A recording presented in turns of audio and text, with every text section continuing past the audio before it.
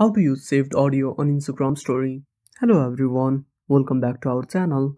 So let's dive right in without wasting any time. Also make sure to watch this video till the end.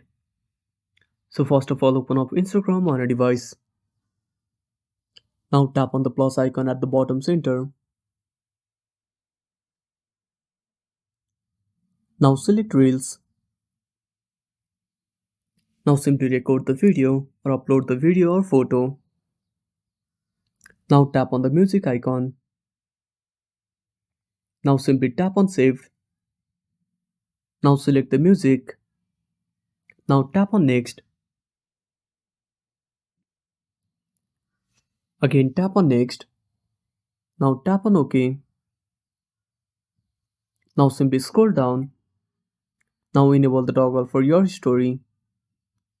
Now tap on add once and click on share. Now tap on not now. Now wait for the upload to complete. Now go to your story.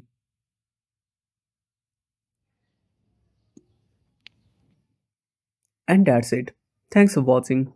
Make sure to subscribe our channel and hit the bell icon. See you in the next video.